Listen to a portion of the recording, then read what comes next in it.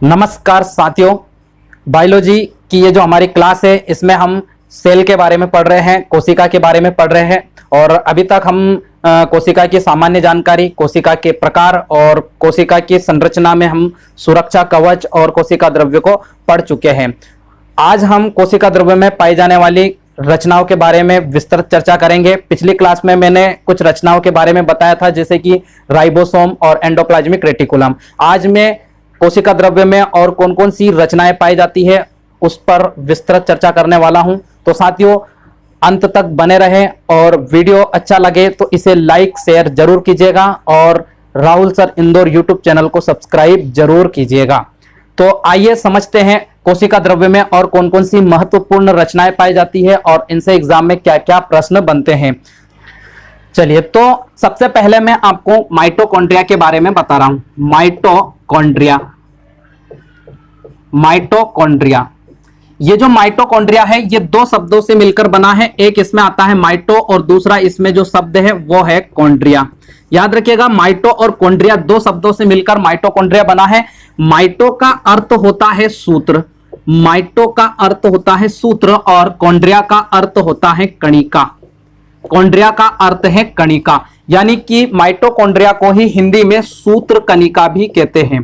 सूत्र कणिका कहते हैं, ठीक है। माइटोकॉन्ड्रिया इंग्लिश नाम है और हिंदी नाम क्या है इसका? सूत्र कणिका। सूत्र कणिका या माइटोकॉन्ड्रिया की खोज की हम बात करें तो खोज तो इसकी 1890 में आल्टमैन ने की थी, लेकिन इस माइटोकॉन्ड्रिया को सर्वप्रथम कोलिकर ने देखा था। याद रखिएगा, इसको सर्वप्रथम किसने देखा था? तो 1857 में कोलिकर नामक वैज्ञानिक ने इसको देखा था। याद रखिएगा, कोलिकर ने सर्वप्रथम माइटोकॉन्ड्रिया को देखा था, लेकिन ज्यादा इस पर अध्ययन इन्होंने नहीं किया, ठीक है। इसका जो विस्तृत अध्ययन किया, यह विस्तृत अध्ययन किया 1890 में आल्टमैन ने और इनके साथ एक और वैज्ञानिक थे फ्लेमिंग। इनके साथ एक और वैज्ञानिक थे फ्लेमिंग, ठीक है। तो 1890 में इसका विस्तृत अध्ययन आल्टमैन और फ्लेमिंग ने किया था। इसीलिए माइटोकॉन्ड्रिया की खोज का श्रेय आल्टमैन को जाता है। तो याद रखिएगा, माइटोकॉन्ड्रिया की खोज का श्रेय आल्टमैन को जाता है। तो याद रखिएगा, माइटोकॉन्ड्रिया की खोज 1890 में आल्टमैन ने की थी और इनके साथ एक और विद्वान थे, कौन? फ्लेमिंग भी इनके साथ में थे। लेकिन आल्टमैन ने जब माइटोकॉन्ड्रिया की खोज की थी तब इसका नाम इन्होंने बायोप्लास्ट दिया था। बायोप्लास्ट इसका नाम इन्होंने दिया था। याद रखिएगा, आल्टमैन ने माइटोकॉन्ड्रिया को बायोप्लास्ट कहा था, जबकि फ्लेमिंग ने इसे फाइला कहा था। ठीक है। इसके बाद में आगे आप देखोगे 1898 में एक वैज्ञानिक आते हैं, कार्ल बेंडा। एक वैज्ञानिक आते हैं जिनका नाम है कार्ल बेंडा, ठीक है। तो ये जो कार्ल बेंडा है, इन्होंने माइटोकॉन्ड्रिया का जो ये नाम है माइटोकॉन्ड्रिया, ये जो शब्द है ये कार्ल बेंडा ने दिया था। यानी कि माइटोकॉन्ड्रिया का नामकरण 1898 में कार्ल बेंडा ने किया था। और क्या नाम दिया था इसे? तो याद करिए रखना, माइटोकॉन्ड्रिया नाम इसे दिया था। माइटोकॉन्ड्रिया इसे कहा था, ठीक है। माइटोकॉन्ड्रिया इसका नाम किसने दिया था? तो 1898 में कार्ल बेंडा ने इसे माइटोकॉन्ड्रिया नाम दिया था। इसके अलावा माइटोकॉन्ड्रिया से जुड़े हुए और भी कुछ वैज्ञानिक हैं, जैसे कि आप देखोगे इसमें एक वैज्ञानिक आता है सिकविड्ज। ये जो सिकविड्ज नामक वैज्ञानिक है, ये सिकविड्ज ने माइटोकॉन्ड्रिया को कोशिका का पावर हाउस कहा था। कोशिका का पावर हाउस या ऊर्जा ग्रह कहा था, ठीक है। यह भी एग्जाम में प्रश्न आता है कि कोशिका का ऊर्जा ग्रह या पावर हाउस माइटोकॉन्ड्रिया को किसने कहा था? तो याद रखिएगा, यह सिकविड्ज ने कहा था, ठीक है। फिर इससे जुड़े हुए एक और वैज्ञानिक है हुग ब्लूम। तो ये जो हुग ब्लूम है, इन्होंने माइटोकॉन्ड्रिया को कोशिकीय श्वसन का स्थल कहा था। कोशिकीय श्वसन का स्थल कहा था। यह भी एग्जाम में प्रश्न आ चुका है कि कोशिकीय श्वसन का स्थल माइटोकॉन्ड्रिया को किसने कहा? तो याद रखिएगा, ये कहा था हुग ब्लूम ने कहा था। ठीक है, इसी से जुड़े हुए, माइटोकॉन्ड्रिया से जुड़े हुए एक और वैज्ञानिक है पिटजियस। याद रखिएगा, एक वैज्ञानिक और है जिनका नाम है पिटजियस। पिटजियस, ये जो पिटजियस है, इन्होंने इस माइटोकॉन्ड्रिया को सार्कोसोम कहा था। याद रखिएगा, इसे क्या कहा था? सार्कोसोम कहा था। ठीक है, माइटोकॉन्ड्रिया को सार्कोसोम पिटजियस नामक वैज्ञानिक ने कहा था। एक और वैज्ञानिक इससे जुड़े हुए आते हैं, एफ म्यूस। याद रखिएगा, इससे जुड़े हुए एक और वैज्ञानिक है एफ म्यूस। ठीक है, ये जो एफ म्यूस वैज्ञानिक है, इन्होंने पादप कोशिका में सर्वप्रथम माइटोकॉन्ड्रिया की खोज की थी। इस पादप का नाम है निम्फिया। एक निम्फिया नामक प्लांट है, निम्फिया। ये जो निम्फिया नामक एक पादप था, इस पादप में सर्वप्रथम इन्होंने माइटोकॉन्ड्रिया की खोज की थी। किसने की थी? तो याद रखिएगा, एफ म्यूस ने खोज की थी सर्वप्रथम पादप कोशिका में माइटोकॉन्ड्रिया की। तो यह इतनी सामान्य मैंने माइटोकॉन्ड्रिया की जानकारी बताई, इतना आप स्क्रीनशॉट ले लीजिए। इसके बाद में मैं आपको माइटोकॉन्ड्रिया की रचना के बारे में बता रहा हूं।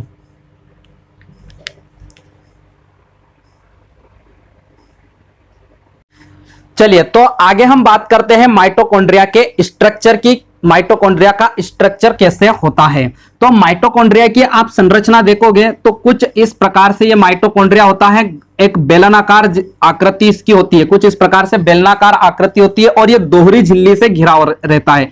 इसकी एक ये बाहरी झिल्ली होती है जो कि चिकनी व सपाट होती है और लचीली होती है, जबकि इसकी एक आंतरिक झिल्ली होती है जो इस प्रकार से वयलित होती है, फोल्डेड होती है।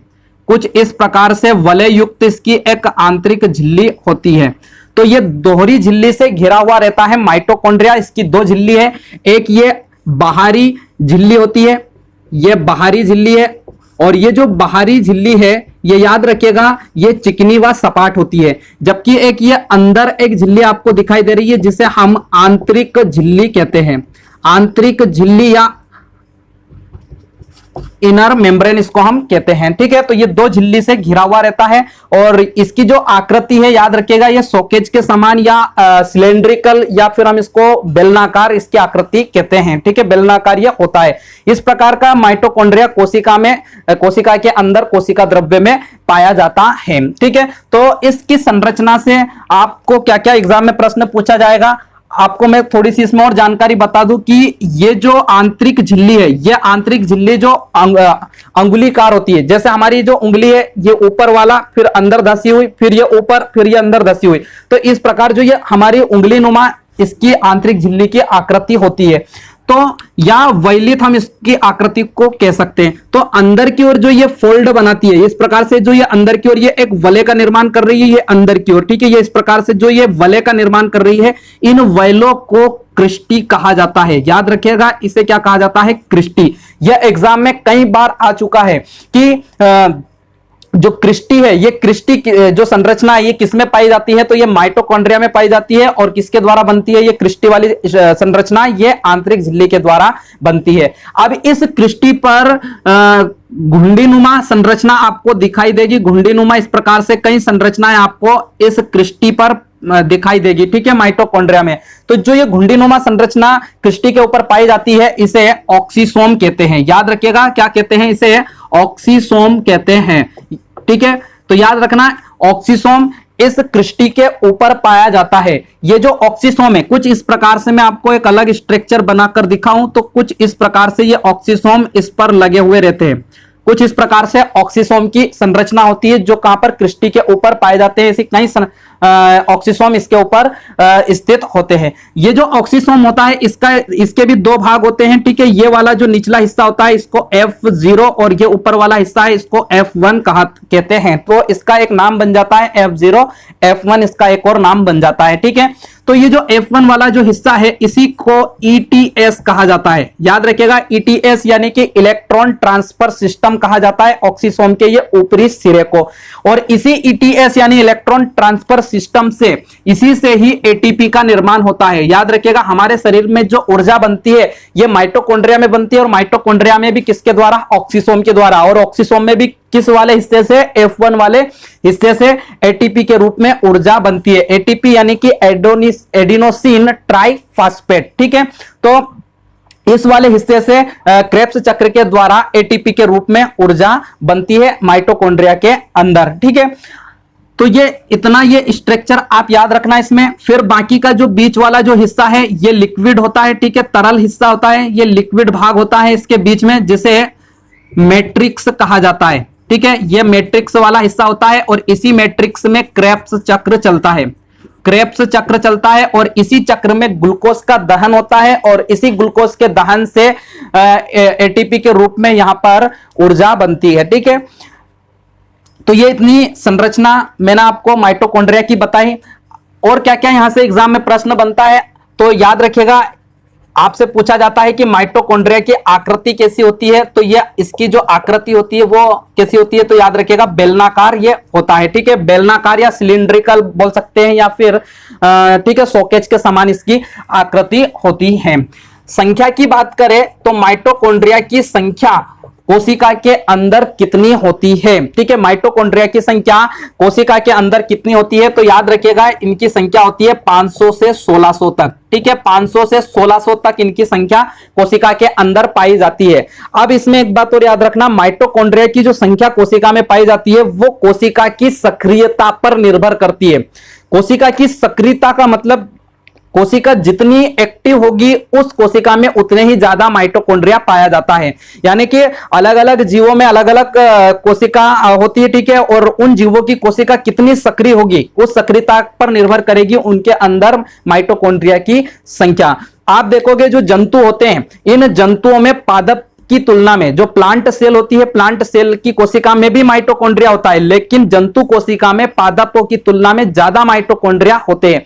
यानी माइटोकॉन्ड्रिया की संख्या जंतु कोशिका में ज्यादा होती है। उसका कारण क्या है कि जंतु कोशिका जो होती है वो पादप की तुलना में ज्यादा सक्रिय होती है। तो यहां पर 500 से 1600 तक माइटोकॉन्ड्रिया होते हैं। अब किस कोशिका में कितने माइटोकॉन्ड्रिया होंगे वो उसकी सक्रियता पर निर्भर करेंगे। ठीक है, तो याद रखना पादप की तुलना में जंतुओं में माइटोकॉन्ड्रिया की संख्या ज्यादा पाई जाती है। ठीक है, ये जो माइटोकॉन्ड्रिया है इसकी लंबाई की हम बात करें, इसकी लंबाई कितनी होती है, तो याद रखिएगा इसकी लंबाई होती है 3 माइक्रोमीटर से 5 माइक्रोमीटर।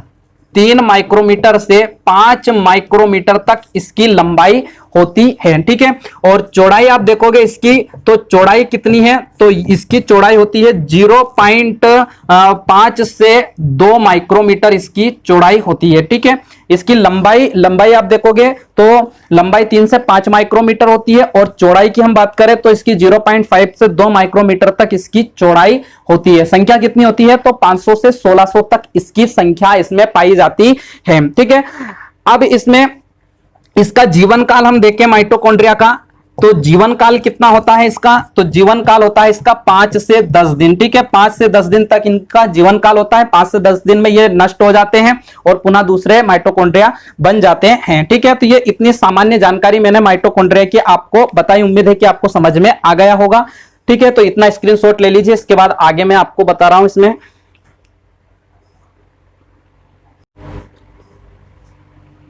चलिए, और माइटोकॉन्ड्रिया से क्या क्या एग्जाम में प्रश्न आते हैं इस पर भी हम चर्चा करते हैं। तो सबसे पहला फैक्ट मैं आपको ये बता रहा हूं इसमें कि जो ये माइटोकॉन्ड्रिया होता है, ये माइटोकॉन्ड्रिया प्रोकैरियोटिक कोशिका में नहीं पाया जाता है। प्रोकैरियोटिक कोशिका में नहीं पाया जाता है, याद रखिएगा प्रोकैरियोटिक सेल में ये माइटोकॉन्ड्रिया नहीं पाया जाता है। केवल ये किसमें मिलेगा आपको, यूकैरियोटिक कोशिका में ये माइटोकॉन्ड्रिया आपको देखने को मिलेगा। ठीक है, इसके बाद में अगला फैक्ट इसमें याद रखना, ये जंतु और पादप दोनों कोशिका में पाया जाता है। जंतु और पादप दोनों प्रकार की कोशिका में माइटोकॉन्ड्रिया पाया जाता है। ठीक है, जंतु सेल में भी मिलेगा और प्लांट सेल में भी, एनिमल और प्लांट सेल दोनों में ये माइटोकॉन्ड्रिया मिलेगा, लेकिन एनिमल सेल में इसकी संख्या ज्यादा होती है क्योंकि एनिमल सेल ज्यादा एक्टिव होती है। ठीक है, इसके बाद में माइटोकॉन्ड्रिया में 70S प्रकार का राइबोसोम पाया जाता है। याद रखिएगा माइटोकॉन्ड्रिया में 70S प्रकार का राइबोसोम पाया जाता है। ये जो हमारा माइटोकॉन्ड्रिया होता है कुछ इस प्रकार से, इसमें जो राइबोसोम मिलेगा, इसमें कैसा मिलेगा राइबोसोम, 70S प्रकार का राइबोसोम माइटोकॉन्ड्रिया के अंदर अंदर मिलेगा। ठीक है, अगली इसमें एक जानकारी और याद रखना आपको कि इसमें डीएनए पाया जाता है। माइटोकॉन्ड्रिया के अंदर डीएनए की कुछ मात्रा पाई जाती है, लेकिन इसमें जो डीएनए पाया जाता है वो गोलाकार डीएनए होता है। तो याद रखिएगा माइटोकॉन्ड्रिया में गोलाकार डीएनए, कुछ इस प्रकार से गोलाकार डीएनए माइटोकॉन्ड्रिया के अंदर पाया जाता है। एक और विशेषता है माइटोकॉन्ड्रिया की, ये जो माइटोकॉन्ड्रिया है इसे कोशिका के भीतर कोशिका कहते हैं, इसे कोशिका के भीतर कोशिका कहते हैं। ठीक है, याद रखिएगा कोशिका के भीतर कोशिका किसे कहते हैं, तो याद रखिएगा माइटोकॉन्ड्रिया को कहते हैं।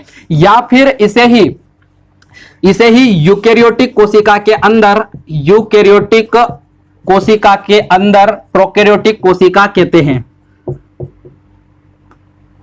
यूकेरियोटिक कोशिका के अंदर प्रोकैरियोटिक कोशिका कहते हैं, प्रोकैरियोटिक कोशिका कहते हैं। ठीक है, ये दोनों बात अच्छे से याद रखना, कोशिका के भीतर कोशिका या यूकेरियोटिक कोशिका के अंदर प्रोकैरियोटिक कोशिका किसे कहते हैं, तो माइटोकॉन्ड्रिया को कहते हैं।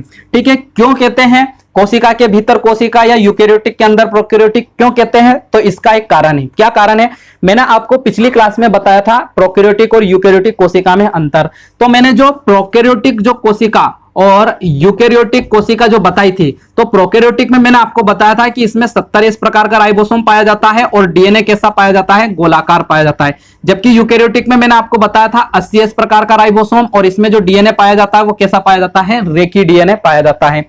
ये मैंने आपको पिछली क्लास में बता चुका हूं, अगर आपने नहीं देखा है तो पिछली क्लास भी आप जरूर देख ले। ठीक है, जिसमें मैंने प्रोकैरियोटिक और यूकेरियोटिक कोशिका में अंतर बताया। तो आप देख रहे हो कि 70 इस प्रकार का राइबोसोम और गोलाकार डीएनए प्रोकैरियोटिक कोशिका में पाया जाता है, जबकि ये दोनों चीजें कहां मिल रही है आपको, डीएनए के अंदर मिल रही। ये दोनों चीजें कहां मिल रही आपको, माइटोकॉन्ड्रिया के अंदर मिल रही। दोनों चीजें आपको माइटोकॉन्ड्रिया के अंदर मिल रही है। यानी कि जो ये हमारी कोशिका है, ये हमारी जो कोशिका होती है वो कैसी होती है, यूकेरियोटिक होती है, यूकेरियोटिक होती है।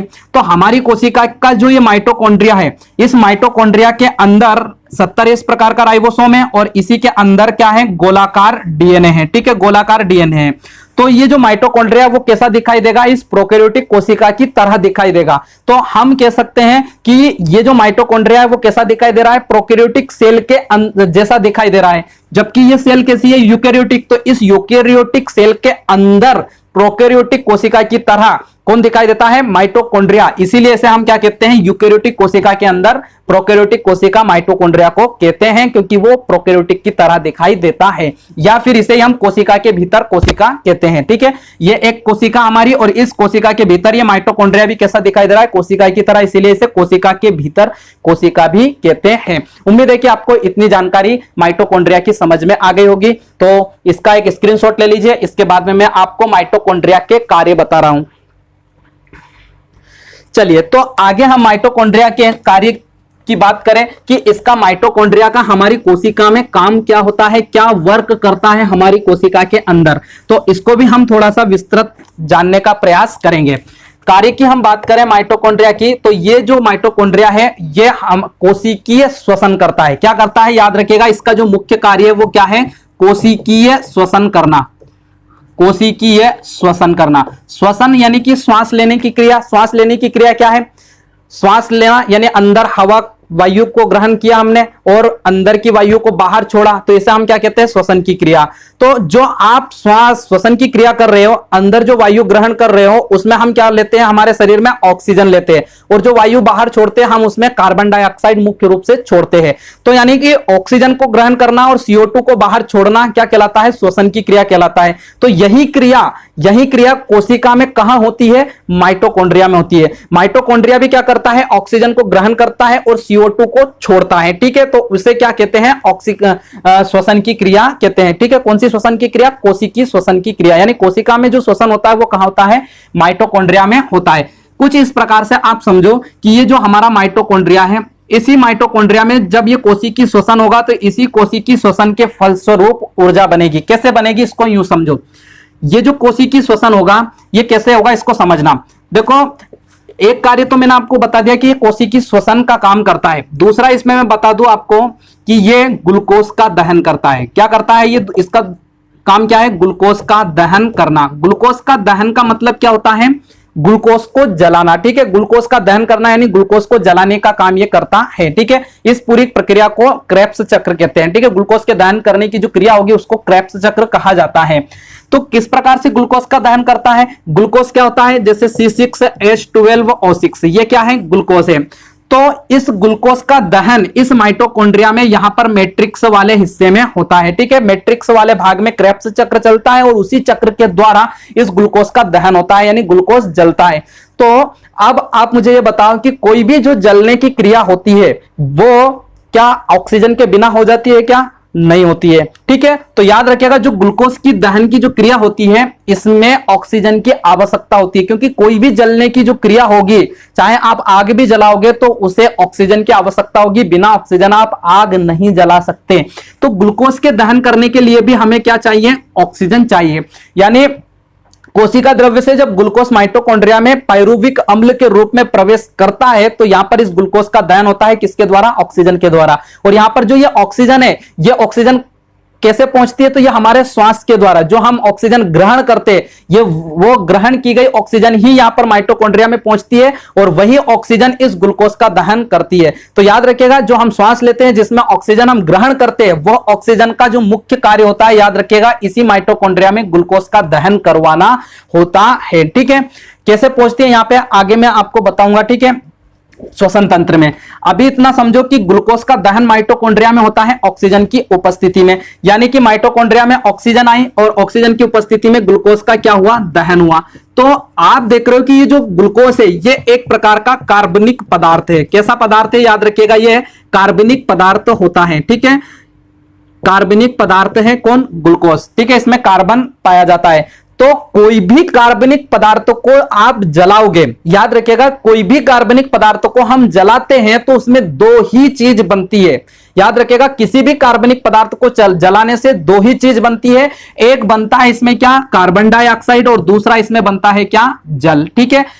किसी भी कोई भी कार्बनिक, ग्लूकोज ही नहीं, कोई भी कार्बनिक पदार्थ को आप जला दोगे, दो ही चीज बनेगी, एक कार्बन डाइऑक्साइड बनेगी और एक जल इसमें बनेगा। ये मार्कर भी एक प्रकार का कार्बनिक पदार्थ है, इसे भी आप जलाओगे तो दो ही चीज आपको मिलेगी, एक कार्बन डाइऑक्साइड और दूसरा इसमें क्या मिलेगा? वाटर, यानी कि जल मिलेगा। जैसे घर में आप गैस का इस्तेमाल करते हो रसोई बनाने में, तो वो गैस को आप जलाते हो, वो भी कार्बनिक पदार्थ है, मेथेन गैस, ठीक है, ब्यूटेन प्रोपेन गैस उसमें भरी रहती है। तो जो मेथेन गैस को आप जब जलाते हो तो वो भी कार्बनिक पदार्थ है, तो उसमें भी दो ही चीज बनती है, एक पानी बनता है और दूसरा CO2 बनती है। तो ये दोनों वायु में, जैसे पानी आपको दिखाई नहीं देता है, वैसे कार्बन डाइऑक्साइड भी हमको दिखाई नहीं देती, गैस रहती है, ये वायु में घुल जाती है। लेकिन जो जल है वो जल इसलिए नहीं दिखाई देता है, अधिक टेम्परेचर के कारण वो वाष्पीकृत हो जाता है, ठीक है। तो कोई भी कार्बनिक पदार्थ को आप जलाओगे तो दो ही चीज बनेगी, एक CO2 बनेगा और एक क्या बनेगा? H2O बनेगा, ठीक है। तो हम यहां पर ये देख रहे हैं कि ग्लूकोज जला और ग्लूकोज के जलने से CO2 बना और क्या बना? H2O बना।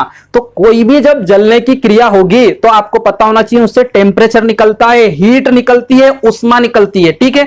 आपने आग के समीप जाओगे तो उससे क्या निकलेगी? हीट निकलेगी, उष्मा निकलेगी, टेम्परेचर, तापमान निकलेगा, ठीक है। उसी तापमान, उसी हीट को हम क्या कहते हैं? उष्मा कहते हैं, उष्मा कहते हैं, या इसी को हम क्या कहते हैं? ऊर्जा कहते हैं। तो ग्लूकोज के दहन करने से माइटोकॉन्ड्रिया में क्या बनती है? ऊर्जा बनती है, और यही ऊर्जा हमारी कोशिका को अन्य कार्य करने के लिए काम आती है, ठीक है। इसी ऊर्जा के द्वारा हमारे शरीर में कार्य करने की क्षमता उत्पन्न होती है, ठीक है। आप बोलते हैं ना कि हमारे शरीर में ऊर्जा की कमी हो गई, तो ये जो ऊर्जा है वो कौन सी ऊर्जा है? यही ऊर्जा है, ठीक है। और ये ऊर्जा कब बनती है? जब माइटोकॉन्ड्रिया में ग्लूकोज का दहन होता है। और एक ग्लूकोज के दहन होने से, यहां पर एक अणु के दहन होने से, याद रखिएगा, 2880 किलो जूल, 2880 किलो जूल ऊर्जा यहां पर बनती है, ठीक है। 2880 किलो जूल ऊर्जा यहां पर ग्लूकोज के एक अणु के दहन करने से बनती है, ठीक है। और यही ऊर्जा है जो हमारे शरीर में कार्य करने की क्षमता उत्पन्न करती है। तो हमने ये देखा कि ग्लूकोज के जलने से इस माइटोकॉन्ड्रिया में क्या हुआ? ऊर्जा बनी, ठीक है। इसीलिए इस माइटोकॉन्ड्रिया को कोशिका का पावर हाउस कहते हैं, या ऊर्जा गृह कहते हैं, यानी हमारे शरीर में जो ऊर्जा बन रही है वो इसी माइटोकॉन्ड्रिया में बनती है। ठीक है, तो समझ में आ गया होगा आपको कि माइटोकॉन्ड्रिया को पावर हाउस क्यों कहते हैं, क्योंकि ग्लूकोज के दहन से यहां पर ऊर्जा बनती है। अब मैंने बताया आपको कि यहां पर कोशिकीय श्वसन होता है। कोशिकीय श्वसन का मतलब क्या हुआ, ऑक्सीजन ग्रहण करना और CO2 छोड़ना। तो यहां पर क्या हुआ, यहां पर ग्लूकोज के दहन की क्रिया में ऑक्सीजन यहां पर उपयोग हुई, यहां पर ऑक्सीजन की आवश्यकता पड़ी, यानी माइटोकॉन्ड्रिया ने ऑक्सीजन को ग्रहण किया और यहां पर क्या बनी, ऑक्सीजन को ग्रहण करने के बाद में CO2 बनी। ठीक है, और यही कार्बन डाइऑक्साइड क्या होती है, हमारे श्वास के माध्यम से शरीर से बाहर कर दी जाती है। कैसे होती है ये मैं आपको बताऊंगा किसमें, श्वसन तंत्र में। ठीक है, तो उम्मीद है कि आपको ये इतनी जानकारी समझ में आ गई होगी। तो याद रखिएगा, माइटोकॉन्ड्रिया का मुख्य कार्य होता है कोशिकीय श्वसन करना और ग्लूकोज का दहन करना, और ग्लूकोज के दहन के फलस्वरूप हमारे शरीर में क्या बनती है, ऊर्जा बनती है। ठीक है, इसीलिए माइटोकॉन्ड्रिया को कोशिका का पावर हाउस कहते हैं। और यह बात किसने कही थी, यह कहा था सिकविट्ज ने। और कोशिकीय श्वसन का स्थल माइटोकॉन्ड्रिया को किसने कहा था, तो याद रखिएगा हुग ब्लूम ने कहा था। ठीक है, तो यह था माइटोकॉन्ड्रिया का मुख्य कार्य। तो उम्मीद है कि आपको इतनी जानकारी माइटोकॉन्ड्रिया की समझ में आ गई होगी। इतना स्क्रीनशॉट ले लीजिए, इसके बाद मैं आपको अगला अंग बता रहा हूं। चलिए, तो आगे हम बात करते हैं लाइसोसोम की। लाइसोसोम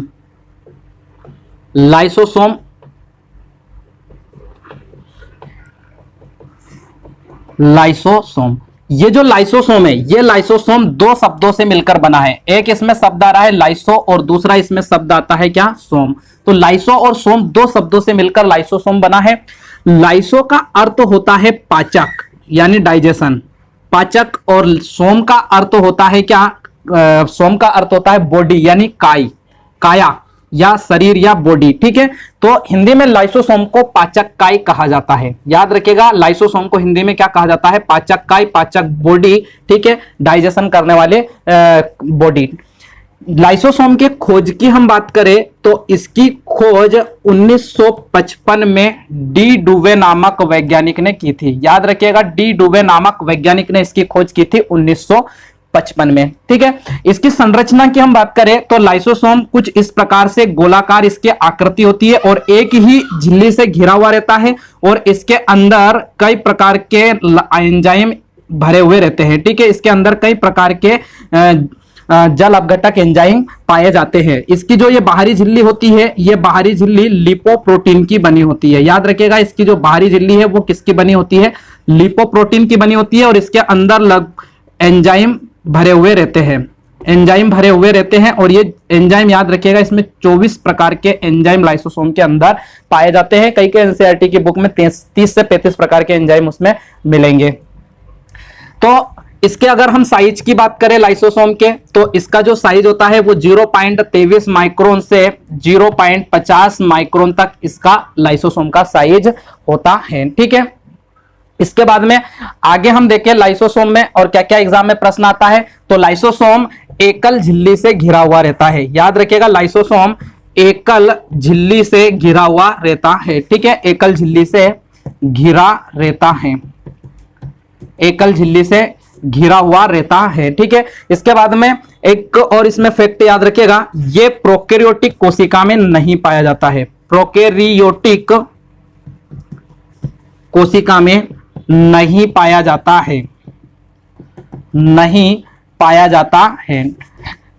ये प्रोकैरियोटिक में नहीं पाया जाता है, तो ये किसमें पाया जाता है, तो याद रखिएगा यूकैरियोटिक कोशिका में ये पाया जाता है। केवल ये किसमें पाया जाता है, यूकैरियोटिक कोशिका में ये पाया जाता है, यूकैरियोटिक कोशिका में पाया जाता है। लेकिन यूकैरियोटिक कोशिका के अंतर्गत आप देखोगे जितने स्तनधारी जीव आते हैं, इन स्तनधारी जीवों की जो आरबीसी होती है, रेड ब्लड कार्पिस्कल्स, ठीक है, इस आरबीसी में लाइसोसोम नहीं पाया जाता है। ठीक है, स्तनधारी जीव जो कि यूकैरियोटिक कोशिका से बने होते हैं और उनके अंदर जो रक्त पाया जाता है और रक्त में जो आरबीसी होती है, रेड ब्लड कार्पिस्कल्स, उसमें लाइसोसोम नहीं पाया जाता है। किसमें, आरबीसी के अंदर। इसके बाद में और क्या यहां पर एग्जाम में प्रश्न आता है, तो जो ये लाइसोसोम होते हैं इन्हें एंजाइमों का पैकेट कहते हैं। याद रखिएगा, लाइसोसोम को एंजाइमों का पैकेट कहते हैं, एंजाइमों का पैकेट। एंजाइमों का पैकेट का मतलब क्या है, तो यानी कि इस लाइसोसोम के अंदर क्या भरे हुए हैं, एंजाइम भरे हुए हैं, ठीक है, एंजाइम भरे हुए रहते हैं लाइसोसोम के अंदर, यानी कि ये एंजाइम को पैक करके रखे रहते हैं, इसीलिए लाइसोसोम को एंजाइमों का पैकेट कहते हैं। तो इतना स्क्रीनशॉट ले लीजिए, इसके बाद में और क्या क्या प्रश्न आते हैं वो बता रहा हूं। चलिए, तो आगे आप देखोगे जो ये लाइसोसोम है, ये लाइसोसोम क्या है, पाचक का, ये पाचन करते हैं। और किसका पाचन करते हैं, तो याद रखिएगा यहां पर जो अवशिष्ट पदार्थ होते हैं कोशिका के अंदर, इन अवशिष्ट पदार्थों का पाचन करने का काम लाइसोसोम करते हैं, ठीक है। अगली विशेषता यह है कि ये अवशिष्ट पदार्थों का पाचन करते हैं, अवशिष्ट पदार्थों का पाचन करते हैं, अवशिष्ट पदार्थों का पाचन करते हैं, ठीक है। जो अनावश्यक पदार्थ है जो हमारे शरीर में कोशिका में जो मर जाते हैं उनका पाचन करने का काम करते हैं लाइसोसोम। लेकिन याद रखिएगा, देखो लाइसोसोम की एक प्रकृति होती है पाचन करना, क्या इसका नाम ही क्या है, पाचक का, यानी इसकी जो प्रकृति है, इसका जो नेचर है वो कैसा है, पाचन करने का नेचर है। तो पाचन करने का नेचर यानी पाचन करना यानी किसी अपशिष्ट पदार्थ को मारना। तो पाचन करने का यानी इसको कुछ ना कुछ पाचन करने के लिए चाहिए, कुछ ना कुछ कोशिका में ऐसा कोई पदार्थ चाहिए, इसको ऐसा कोई भोज्य पदार्थ चाहिए जिसका वो पाचन कर सके, ठीक है, यानी कोई ना कोई इसको मारने के लिए चाहिए। तो कभी कभी होता क्या है कि कोशिका में जब इसको कोई भोज्य पदार्थ मारने के लिए या पाचन करने के लिए नहीं मिलता है तो ये अपनी खुद की ही झिल्ली को मार के नष्ट कर देता है। याद रखिएगा, ये लाइसोसोम अपनी खुद की झिल्ली को मार के नष्ट कर देता है, कब, जब इसको कोई आहार नहीं मिलता है तब, उस कंडीशन में। तो ये खुद की झिल्ली को ही मारकर क्या करता है, अपने आप को ये क्या कर लेता है, नष्ट कर लेता है। इसीलिए लाइसोसोम को आत्महत्या की थैली कहते हैं, आत्महत्या की थैली कहते हैं, सुसाइडल बैग, आत्महत्या की थैली कहते हैं। तो ये भी एग्जाम में प्रश्न कई बार आपने देखा होगा, ये एग्जाम में कई बार आ चुका है कि कोशिका में आत्महत्या की थैली किसे कहते हैं, तो वो लाइसोसोम को कहते हैं आत्महत्या की थैली, आत्महत्या की थैली इसे कहते हैं, ठीक है। अब हम इसमें और देखें, लाइसोसोम के प्रकार की हम बात करें, इससे पहले मैं थोड़ी सी जानकारी इसमें और बता दूं कि जो ये लाइसोसोम है, इस लाइसोसोम के अंदर ये एंजाइम भरे हुए रहते हैं, ठीक है। तो ये जो एंजाइम है, इन एंजाइमों की कुछ खास विशेषता होती है। ये जितने भी इसके अंदर जो एंजाइम भरे रहते हैं, ये सारे के सारे एंजाइम जैव रासायनिक क्रिया करते हैं। याद रखिएगा, हमारे शरीर के अंदर जितनी भी बायोकेमिकल रिएक्शन होती है, जैव रासायनिक क्रियाएं होती है, ये जैव रासायनिक क्रिया किनके द्वारा होती है, इन लाइसोसोम में पाए जाने वाले एंजाइमों के द्वारा होती है। जैव रासायनिक क्रिया मतलब जो कोई भी हमारे अंदर रासायनिक बायोकेमिकल रिएक्शन होगी वो सारी एंजाइमों के द्वारा ही होती है, ठीक है। इसके बाद में ये सारे जितने भी जो एंजाइम होते हैं ये विशिष्ट होते हैं। याद रखिएगा, ये जितने भी एंजाइम है ये कैसे होते हैं, ये विशिष्ट होते हैं, ठीक है। इसके अंदर जितने प्रकार के जो एंजाइम है, ये 24 प्रकार के एंजाइम, सभी एंजाइम अलग अलग है, ठीक है। सभी 24 प्रकार के एंजाइम अपने आप में क्या है, विशिष्ट है, यूनिक है। विशिष्ट है, यूनिक है, इसका मतलब आप कुछ इस प्रकार से समझो कि ये एंजाइमों का काम क्या होता है, जैव रासायनिक क्रिया को करना।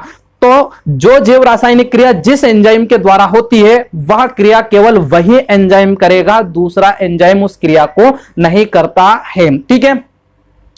जैसे कि आपको पता है दूध से जब दही बनता है, ठीक है, दूध से जब दही बनता है तो एक खास एंजाइम के द्वारा दूध से दही बनने की क्रिया होती है और उस एंजाइम का नाम क्या है, लैक्टोबैसिलस एंजाइम, ठीक है। तो जो लैक्टोबैसिलस एंजाइम है वो दूध से दही बनाने का काम करता है, ठीक है, उसी की उपस्थिति में दूध से दही बनता है। तो वहां पर दूसरा एंजाइम आ जाएगा, तो दूसरे एंजाइम के द्वारा दूध से दही बनने की क्रिया नहीं होगी। यानी कि ये एंजाइम अपने आप में विशिष्ट होते हैं, जो क्रिया इनके द्वारा होती है वो ही एंजाइम उस क्रिया को करेगा, दूसरा एंजाइम उस क्रिया को नहीं करेगा। जिससे आपने देखा होगा ताला चाबी, तो जो ताला जिस चाबी से खुलता है उसी की चाबी से वो ताला खुलेगा, किसी दूसरे ताले की चाबी से वो ताला नहीं खुलता है। तो इसी प्रकार ये एंजाइम कैसे होते हैं, ये विशिष्ट होते हैं, सबकी अपनी अपनी क्रिया करने की अलग अलग क्रियाएं होती हैं, ठीक है। इसके अलावा ये जितने भी एंजाइम होते हैं ये एक निश्चित तापमान पर क्रिया करते हैं। याद रखिएगा, ये एक निश्चित तापमान पर क्रिया करते हैं, निश्चित तापमान पर क्रिया करते हैं। तो याद रखिएगा, ये एक निश्चित तापमान पर क्रिया करते हैं, ठीक है, किसी अन्य तापमान पर ये क्रिया नहीं करते हैं। तो कुछ आप इस प्रकार से इसको समझो कि जो ये एंजाइम है इनके लिए टेम्परेचर फिक्स रहता है। जैसे हमारी बॉडी में जो एंजाइम पाए जाते हैं ये एंजाइम कार्य करते हैं, जो जैव रासायनिक क्रिया करवाते हैं, तो वो भी एक फिक्स तापमान पर करते हैं। और उनका जो तापमान फिक्स होता है वो कितना होता है, आपको पता होगा, हमारी बॉडी का जो सामान्य जो टेम्परेचर होता है वो कितना होता है, 37 सेंटीग्रेड होता है। ठीक है, सबको पता होगा ये बात। तो 37 सेंटीग्रेड तापमान पर ही हमारे शरीर के एंजाइम कार्य करेंगे। अगर हमारे शरीर का तापमान भी यदि कम हो जाता है या बढ़ जाता है तो हमारे शरीर के अंदर के एंजाइम कार्य करना बंद कर देते हैं। जैसे आपको कभी बुखार वगैरह आ जाती है, तो बुखार आ जाती है तो उस समय क्या होता है, हमारे शरीर का टेम्परेचर बढ़ जाता है। तो टेम्परेचर बढ़ने के कारण हमारे शरीर के अंदर के एंजाइम काम करना बंद कर देंगे, जैव रासायनिक क्रिया नहीं होगी। और जैव रासायनिक क्रिया नहीं होगी तो हमारा शरीर एकदम सुस्त हो जाता है, कोई भी क्रिया हमारे शरीर में नहीं होती है, ना तो हमको भूख लगती है क्योंकि पाचन नहीं होता है, क्योंकि पाचन भी एंजाइमों के द्वारा होगा। तो ये सारी क्रियाएं हमारे अंदर बंद हो जाएगी। कब? जब आपके शरीर का टेम्परेचर बढ़ जाता है, बुखार आ जाती है। तो उसका कारण क्या है? क्योंकि अधिक तापमान पर ये एंजाइम काम करना बंद कर देते हैं। तो याद रखिएगा, ये एक निश्चित तापमान पर ये एंजाइम काम करते हैं। जैसे दूध से दही बनता है, ठीक है, दूध से दही बनने की क्रिया भी एक निश्चित तापमान पर होती है। दूध से दही बनने में जो एंजाइम कार्य करते हैं वो भी एक निश्चित तापमान पर ही कार्य करते हैं। जैसे दूध से दही बनने की जो क्रिया होती है वो कमरे के तापमान पर होती है, और एक कमरे का जो सामान्य तापमान होता है वो 24 से 25 सेंटीग्रेड होता है, और इसी तापमान पर दूध से दही बन जाता है। ठीक है, लेकिन यदि हम दूध का तापमान को ऊपर नीचे कम ज्यादा कर दें तो दूध से दही बनने की क्रिया रुक जाएगी। तो हम क्या करते हैं, दूध को दही बनने से बचाने के लिए, यानी दूध को फटने से बचाने के लिए हम क्या करते हैं, दूध को फ्रीज में रख देते हैं। तो फ्रिज क्या करता है, उसके तापमान को कम कर देता है। कमरे के तापमान 24 से 25 सेंटीग्रेड तापमान पे दूध फटता है, तो फ्रिज के द्वारा हम क्या करते हैं, दूध के तापमान को घटा देते हैं, कम कर देते हैं। तो कम होने के कारण दूध के जो एंजाइम होते हैं वो कार्य करना बंद कर देते हैं, और दूध क्या होता है, फटता नहीं है। ठीक है, इसीलिए दूध फ्रिज में फटता नहीं है, खराब नहीं होता है। उसका कारण यही है कि कम तापमान पर उसके एंजाइम कार्य नहीं करते। और जिनके यहां पर फ्रिज नहीं होता है तो वो क्या करते हैं, दूध को गर्म कर देते हैं। ठीक है, उबाल के रख देते हैं।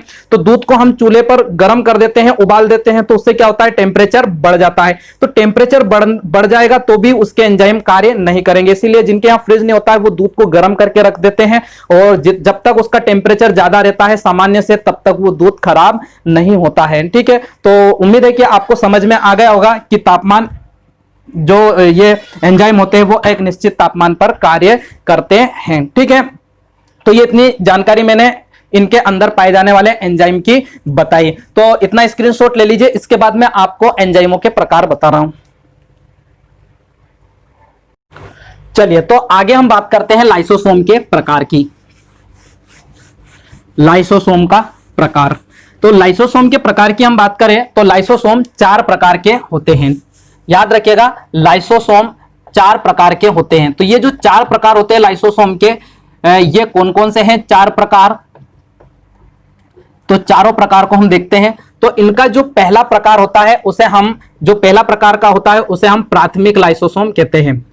प्राथमिक लाइसोसोम कहते हैं। ठीक है, प्राथमिक लाइसोसोम या प्राइमरी लाइसोसोम, हम इसके प्रकार भी बोल सकते हैं लाइसोसोम को, या लाइसोसोम का रूप भी बोल सकते हैं। कभी कभी एग्जाम में ऐसा भी पूछ लिया जाता है कि लाइसोसोम कितने प्रकार के होते हैं, तो क्या बताओगे, 4। और या फिर प्रश्न ऐसा भी आ सकता है कि लाइसोसोम के कितने रूप होते हैं, तो याद रखना कितने रूप होते हैं, 4 रूप होते हैं। इसीलिए लाइसोसोम को बहुरूपिया कहते हैं। ठीक है, याद रखिएगा, लाइसोसोम क्या करता है, अपना रूप बदलता रहता है, इसीलिए लाइसोसोम को बहुरूपिया कहते हैं। तो जो प्राथमिक लाइसोसोम, जो ये प्राइमरी लाइसोसोम है, ये कौन सा है? तो याद रखिएगा, लाइसोसोम की जो उत्पत्ति होती है वो होती है किससे? गोल्जी बॉडी से। ठीक है, इसकी जो उत्पत्ति होती है वो किससे होती है? गोल्जी बॉडी से, यानी गोल्जी काई से इसकी उत्पत्ति होती है। गोल्जी काई से लाइसोसोम की उत्पत्ति होती है। तो जब लाइसोसोम गोल्जी काई से बनता है, कुछ इस प्रकार से जब लाइसोसोम बनेगा और इसके अंदर क्या भरे रहते हैं? एंजाइम भरे रहते हैं। ठीक है, तो इस प्रकार से जो ये रूप होगा लाइसोसोम का, सामान्य रूप, जब गोल्जी काई से ये इसकी उत्पत्ति होगी और इसके अंदर जब लाइसोसोम भरे रहेंगे तो इस रूप को क्या कहा जाता है? प्राथमिक लाइसोसोम कहा जाता है। जो दूसरा प्रकार होता है या दूसरा जो रूप होता है उसको द्वितीयक लाइसोसोम कहते हैं। द्वितीयक लाइसोसोम कहते हैं। द्वितीयक लाइसोसोम या सेकेंडरी लाइसोसोम इसको हम कहते हैं, जो दूसरा प्रकार है। ठीक है, या इसी को फेगोलाइसोसोम भी कहा जाता है। याद रखिएगा, फेगोलाइसोसोम, लाइसोसोम, ठीक है, फेगोलाइसोसोम या ठीक है इसको पाचक काई, ठीक है, जो पाचक काई भी द्वितीयक लाइसोसोम को कहा जाता है।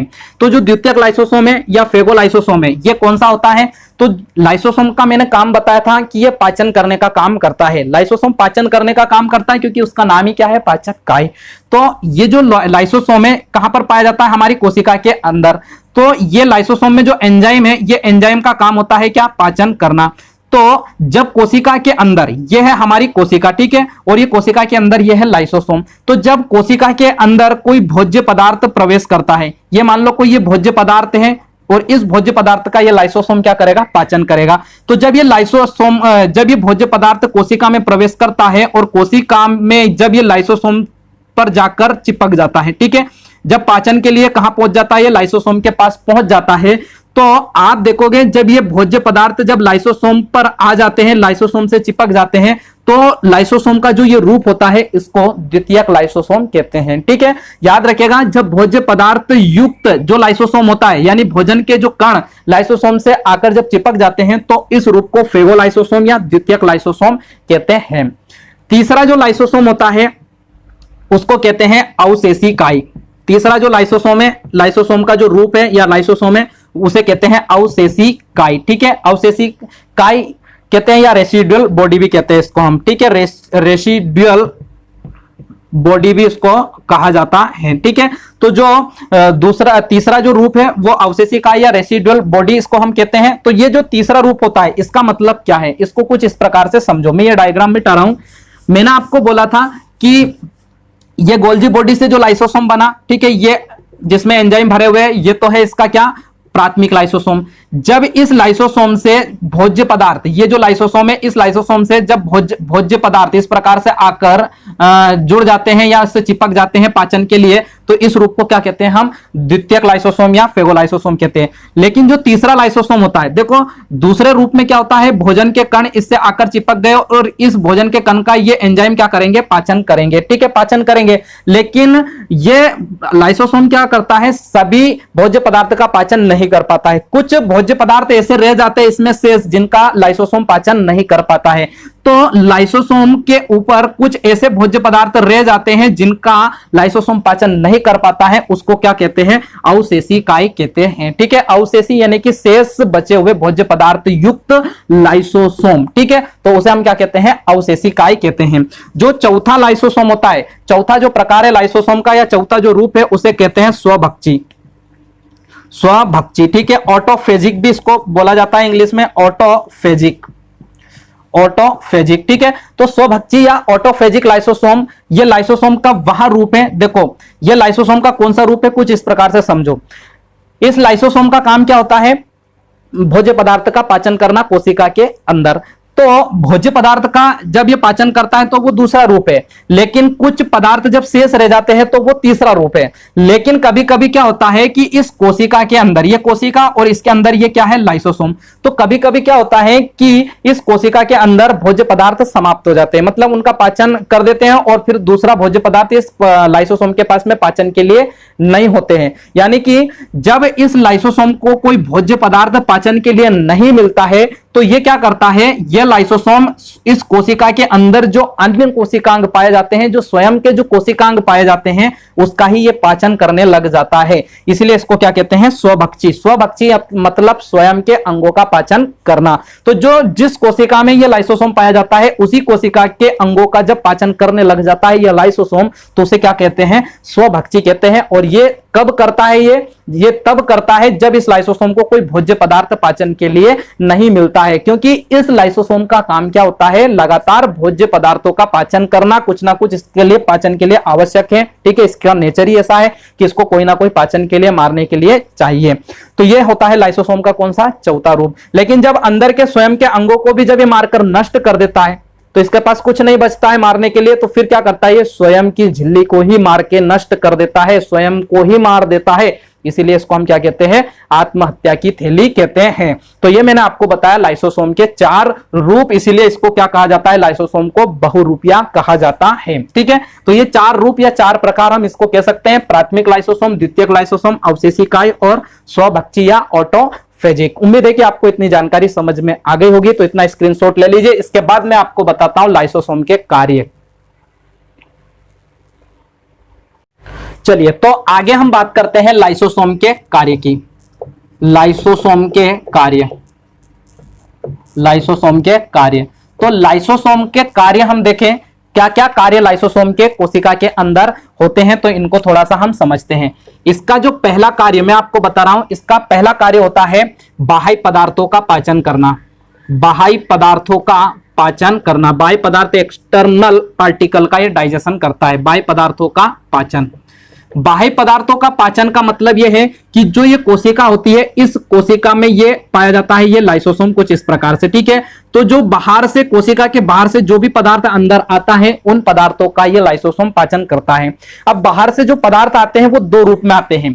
बाह्य पदार्थ दो रूप में आते हैं, एक तो वो आते हैं या तो ठोस रूप में आते हैं, या फिर वो कैसा आते हैं, तरल फॉर्म में, ठीक है, लिक्विड में, ठीक है। या तो कोई लिक्विड फॉर्म में पदार्थ अंदर आएगा या फिर ठोस रूप में पदार्थ अंदर आएगा। दोनों प्रकार के पदार्थों का यह लाइसोसोम पाचन करता है। तो जो ठोस रूप में जो ठोस रूप में जो पार्टिकल अंदर आता है कोशिका के अंदर, इसको फेगोसाइटोसिस कहते हैं।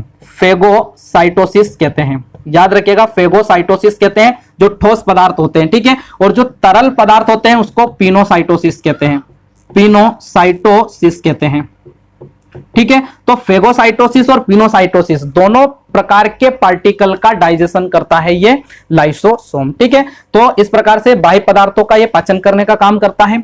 दूसरा इसका जो कार्य होता है, दूसरा कार्य होता है अंतराकोशिकीय पाचन। याद रखिएगा, अंतराकोशिकीय पाचन, अंतराकोशिकीय पाचन, या इसी को इंग्लिश में हम इंट्रासेल्यूलर डाइजेशन भी कहते हैं, ठीक है। इंट्रासेल्यूलर डाइजेशन या अंतराकोशिकीय पाचन, अंतराकोशिकीय पाचन, ठीक है। अंतराकोशिकीय पाचन का मतलब क्या है?